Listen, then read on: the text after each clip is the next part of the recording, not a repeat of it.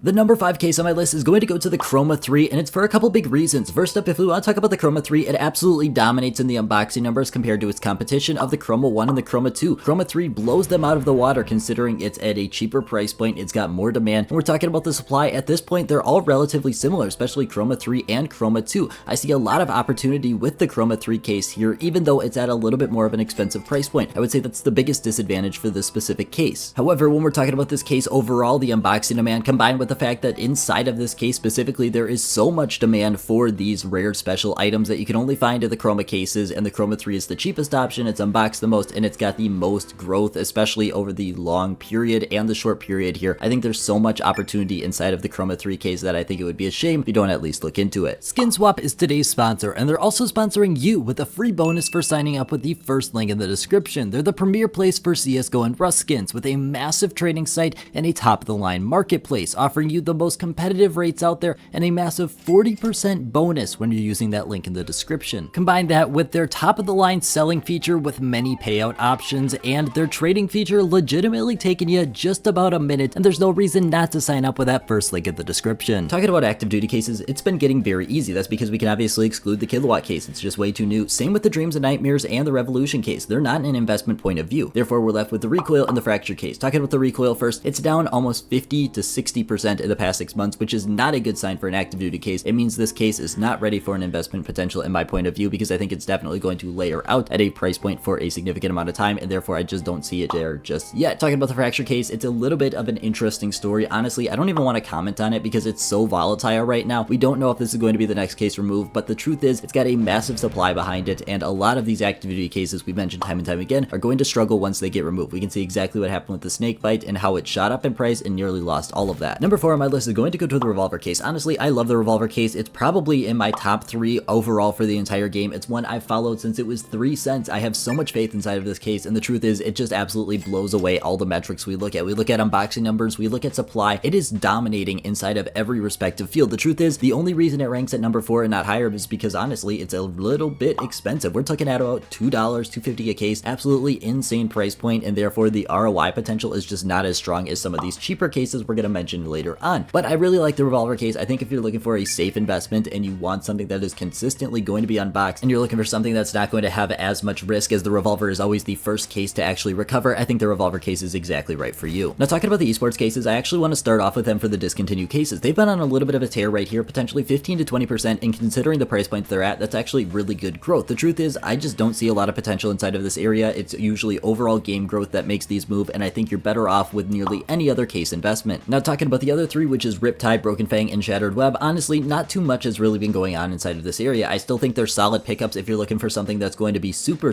low risk, but also you're sacrificing a bit of potential there. Obviously, they are discontinued, but the unboxing numbers on these things are absolutely horrendous because the supply is so low, and it's obviously your decision to make. The number 3 case on my list is actually split, and it's split between the clutch and the snakebite. I know it might seem like a wild card because personally, I don't talk very highly of these cases in the short term here, but the truth is long term, they have so much untapped potential that really hasn't been utilized by a lot of people. If we want to talk about the clutch case, obviously the supply is massive, but the supply has also been dwindling. We're down quite significantly from the original supply, and honestly, I think when the next hype picks up, it's going to be the clutch case that's going to see the best returns overall. People are going to want to unbox it, people are going to want to invest into it, they're going to look at it as a rare case that's very in demand, and honestly, the snakebite has the very same potential with it. Obviously, we know the supply is not yet developed, it's still absolutely massive, but the truth is when we're talking about these cases specifically, I think you're looking at the long-term picture more than the short term. Obviously, in the short term here, they're going to struggle. We can see the snakebite, it hasn't picked up any real actual value since it got removed, but I also think that's something that's going to happen with every case that's coming out of the active duty pool now. I think as long as we see a bit of demand inside of the game where people are just unboxing cases that they want to, the snakebite and the clutch are 2 very popular ones to go ahead and unbox for people that just want to have fun in the game, and therefore we want to capitalize off of that. Go ahead and potentially think about picking up some of these, because I think if you're looking to stay in the game long term, there's definitely going to be a decent amount of growth with these. The number 2 case for me has to go to the Danger Zone case. When we're talking about cheaper rare cases, the Danger Zone case often comes up as one of the top 3 people are looking at. The truth is the Danger Zone case has a little bit of a unique factor. The Horizon case, the other case that has the same gold special item inside of it, is out of the price zone of the Danger Zone case. It's a little 30 to 50% more expensive, and therefore the people that are unboxing the Danger Zone case